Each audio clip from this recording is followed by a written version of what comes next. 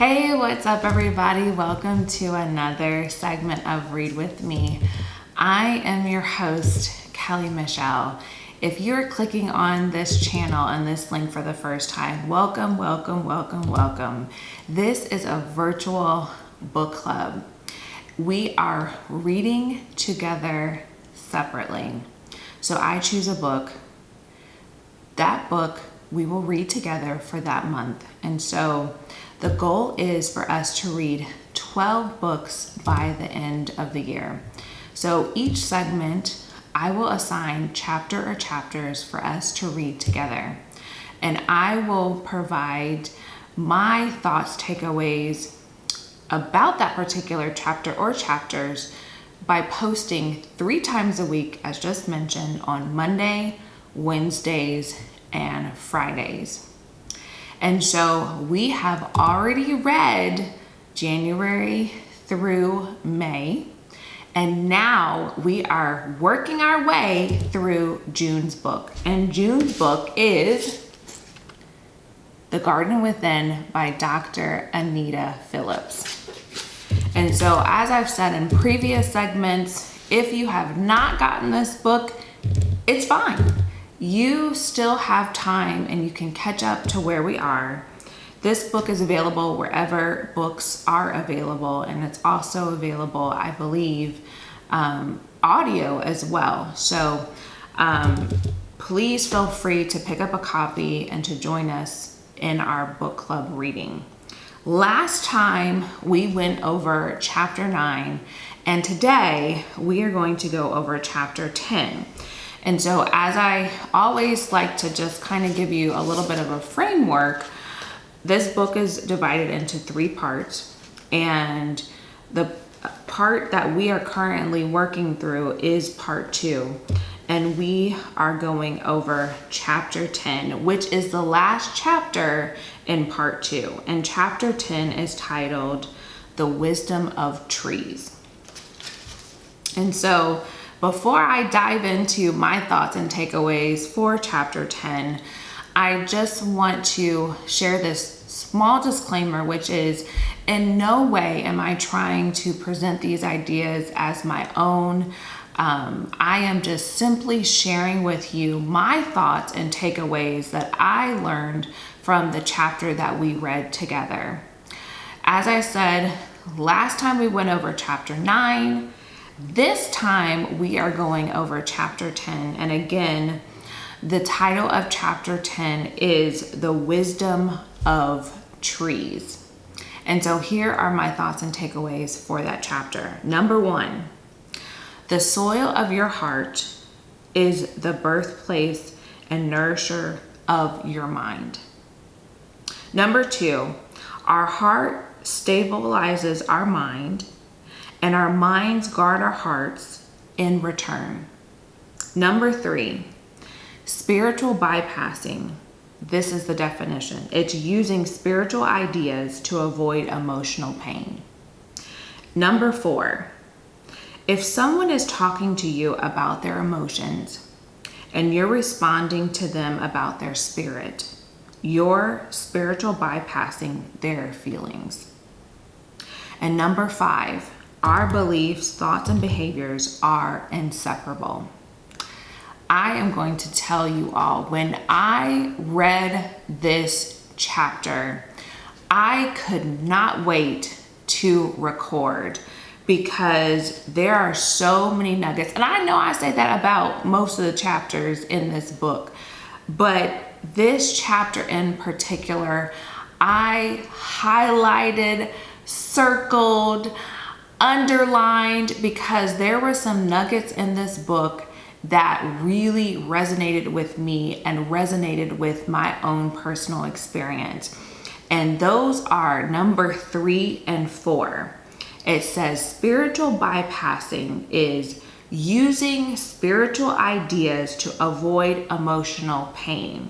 And the example that was used, if someone is talking to you about their emotions and you're responding to them about their spirit, you're spiritually bypassing their feelings. And it, like I said, made me pause because I thought about my own personal experience. And unfortunately, sometimes in the faith community,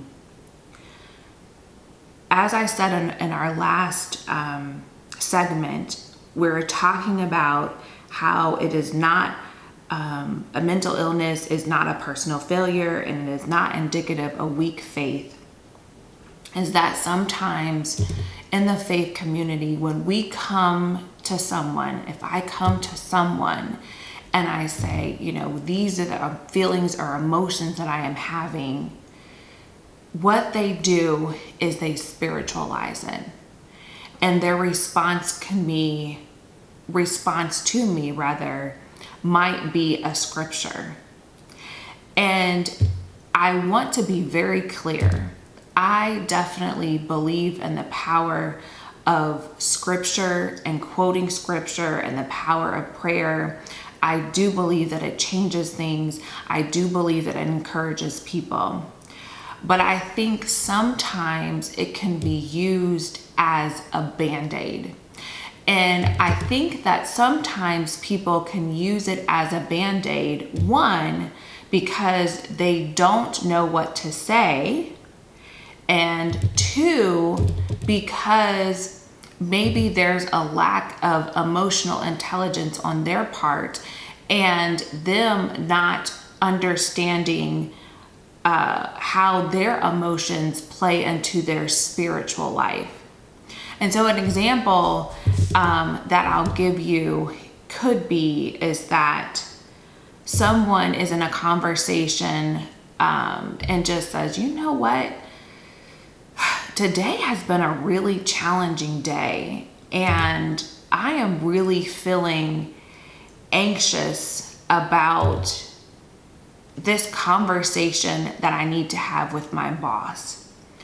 And the person of faith might say, but God has not given you a spirit of fear, but a power, love, and a sound mind. And that is an example of spiritual bypassing. It is not wrong, and I'm not saying this, again, I'm not saying it is wrong to encourage someone with scripture. But in that example that I gave, that person just probably wanted for their emotions to be acknowledged. And for that person to be able to speak to the emotions that they're feeling. Like, I can understand why you might feel a level of anxiety about having a tough conversation with your boss. And maybe at the tail end of that, to provide a scripture, but to lead with it is spiritual bypassing. And so I really encourage you to read chapter 10. Like I said, when I read that, it hit me. It was like, wow, I've experienced this for most of my life. How people respond in a way that completely ignores emotions and feelings and just kind of put a Band-Aid on it by providing a scripture. And I want to be very clear, I don't believe that the people that responded to me that way had any ill intent or had, something negative as to why they were responding that way. I think that was just their habit. They have formed that habit to respond that way, and they have been taught to respond that way, and that's a way of showing faith. But I think also coupled with having faith is being able to not acknowledge reality and to be able to acknowledge your own emotions and feelings. So those are my takeaways for chapter 10. Next time we'll be doubling up. We will be going over chapter 11 and 12. And as we read chapter 11 and 12, we will be starting the last part of the book, part 3. So I always like to end with encouraging you with just a couple of things, which is read. Take some time to read today, to sharpen your mind, to learn something new. And number 2, please like, share, comment, and subscribe.